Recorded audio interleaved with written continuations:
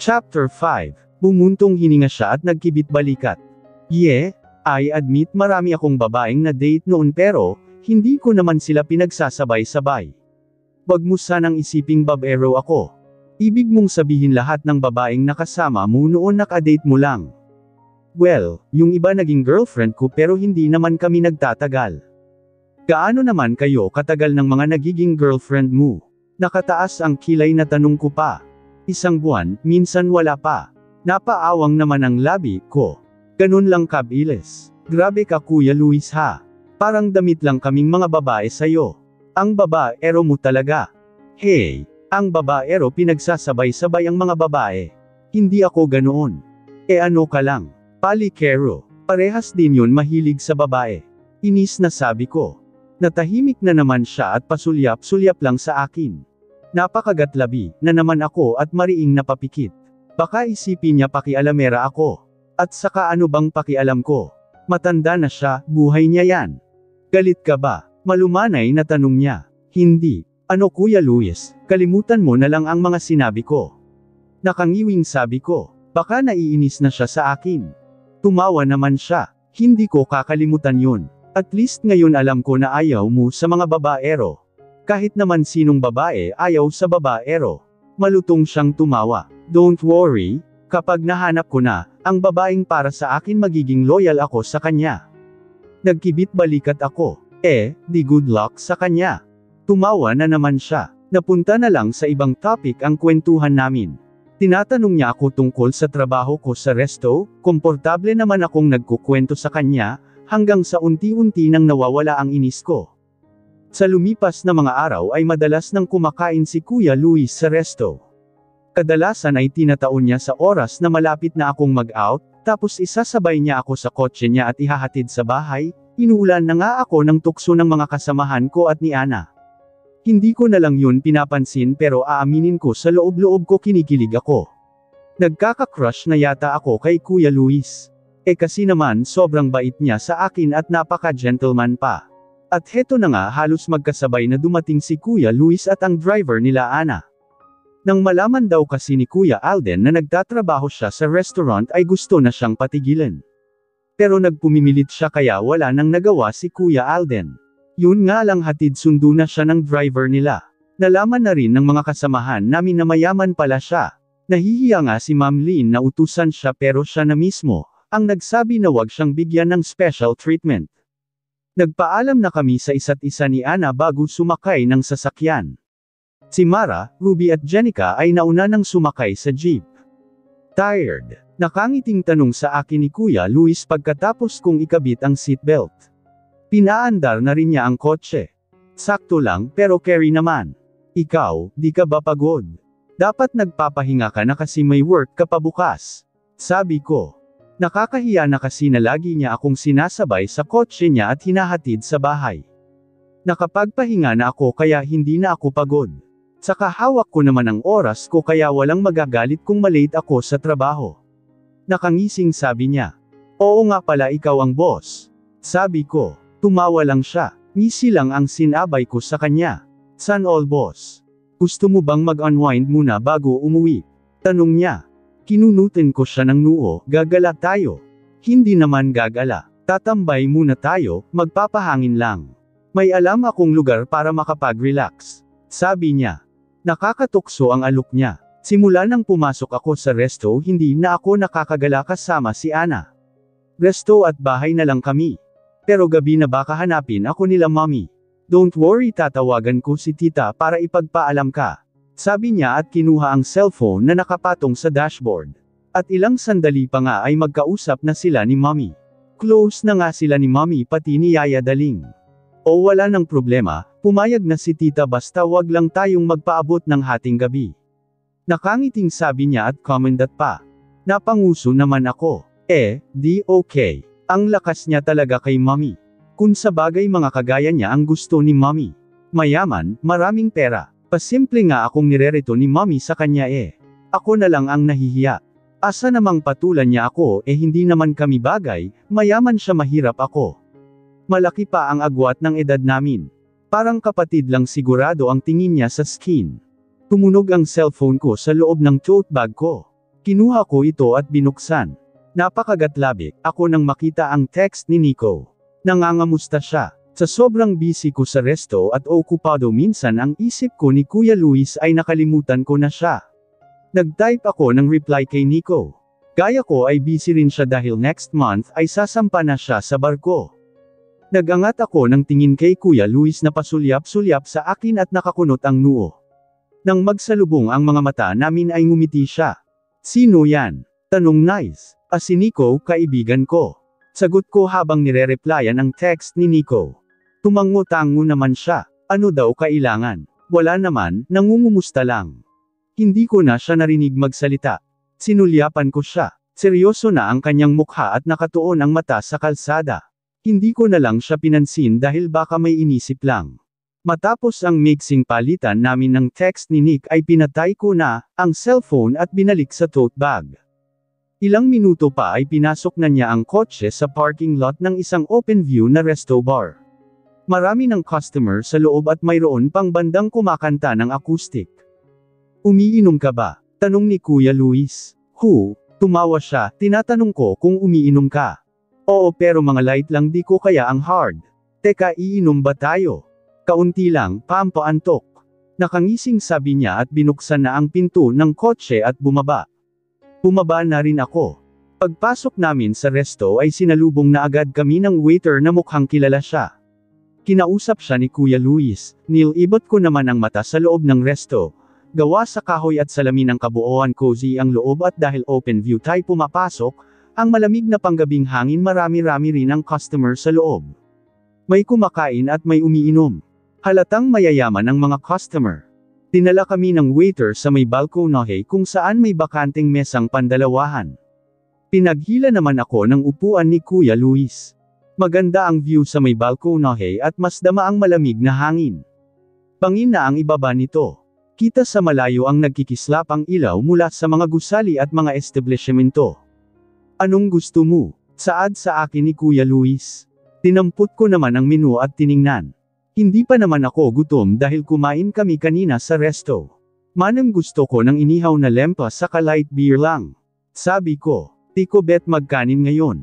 Yun lang. Tumango-tango ako. Okay, tinawag na niya ang waiter at sinabi ang mga order namin. Sisig at inihaw na bangus, ang in-order niya at 2 bote ng light beer. Siguro hinintay mo talaga akong mag-out para ayaing uminom. Sabi ko at samubo ng hiniwang bangus. Tumawa siya. Hindi naman. Kung gusto ko talagang uminom hard ang orderin ko hindi light. Sabi niya at tinungga ang bote ng light beer. Parehas lang naman nakakalasing basta na sobrahan. Ani ko at tinungga na rin ang bote ng light beer. Napangiwi pa ako at napasipol ng gumuhit, ang medyo mapait-pait na lasa at nagyayelo sa lamig sa lalamunan ko. Tumawa naman si Kuya Luis habang pumapapak ng inihaw na bangus. Masarap ba? Sumipol ako. Ewan ko. Matagal-tagal na rin akong hindi nakakatikim nito. Unang nakatikim ako ng alak ay noong first year college pa lang ako. Birthday kasi noon ng isa sa mga kaklase ko tapos nagkayayaan sa bahay nila. Nalasing ako noon at sermon ang inabot ko kay mommy. Nadala na rin ako dahil paggising ko masakit ang ulo ko at hindi ako nakapasok. Kaya mula noon puro light na alak lang, ang iniinom ko at hindi nasosobra. Pero madalang lang yun. Hindi naman ako napipilit kapag hindi ko gusto. Nagpatuloy ang munting inuman namin ni Kuya Luis. Ang isang bote kong light beer by nadagdagan pa ng isa. Siya naman ay nakatatlo na. Ikaw Kuya Luis, bakit hindi ka pa nag-aasawa? Matanda ka na diba? Tanong ko, medyo nagiging madaldal na ako. Napaubo naman siya, hindi pa ako matanda. Diba 40 ka na magro 40 pa lang. Napanganga siya at tila na-offend sa sinabi ko. Mukha ba akong nasa 40 na?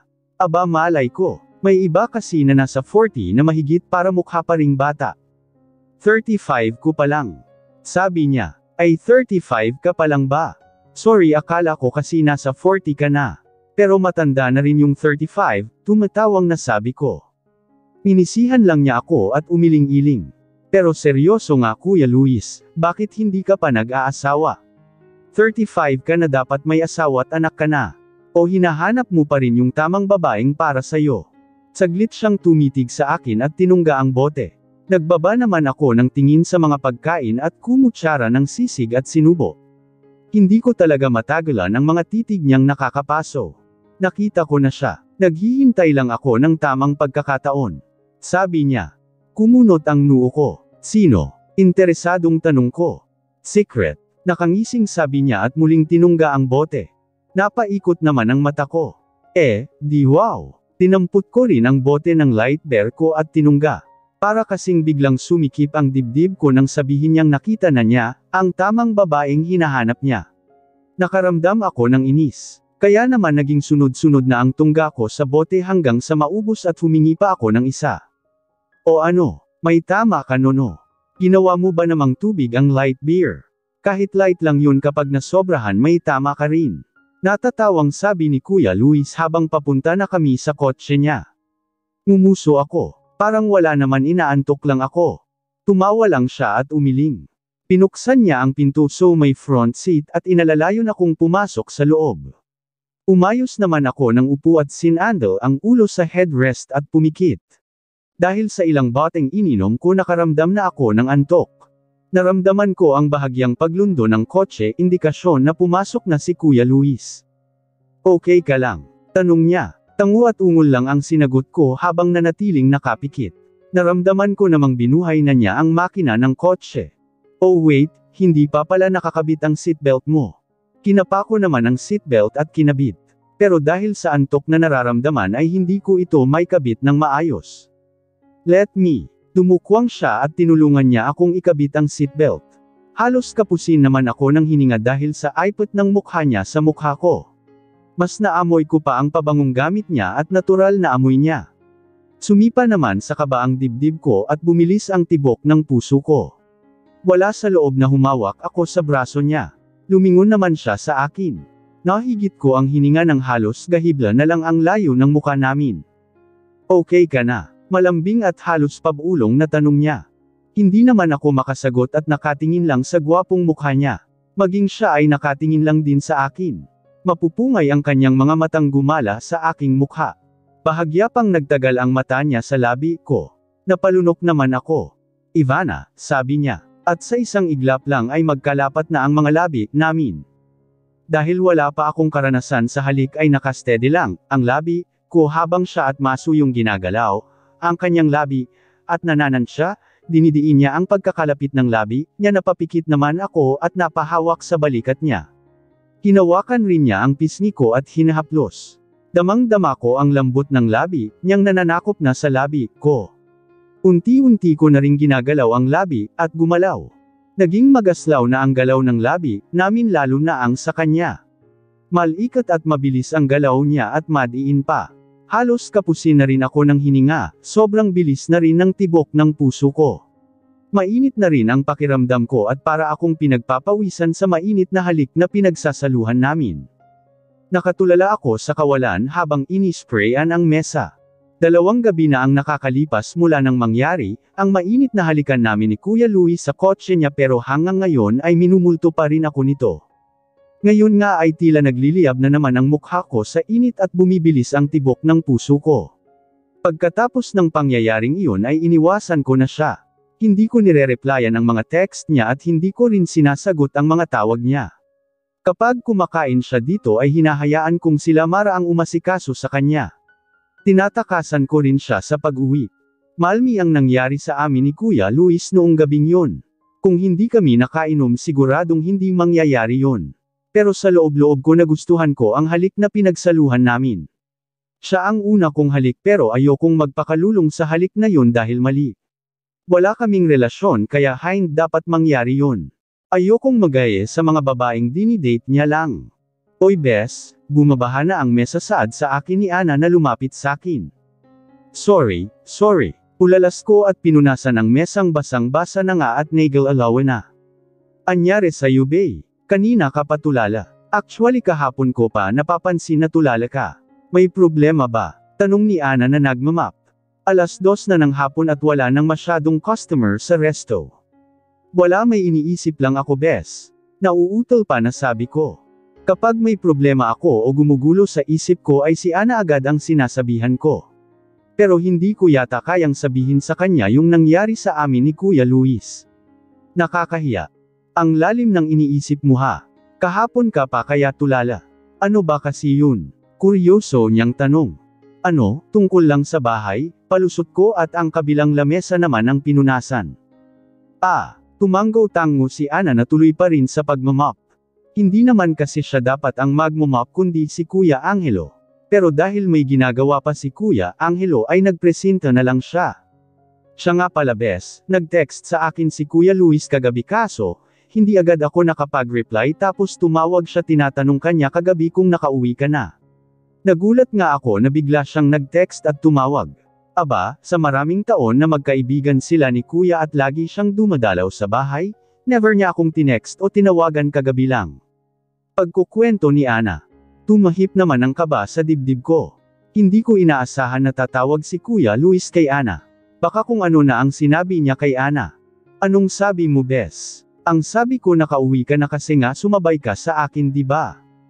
Tumango ako. Sa pagmamadali ko kagabing makauwi para, hindi maabyutan ni Kuya Luis ay sumabay na ako kay Ana. Lagi naman kasing. Maagang dumating ang driver niya. Anong sabi niya? Kuryoso kong tanong. Ngumuso siya. Wala, pinatay na agad ang phone.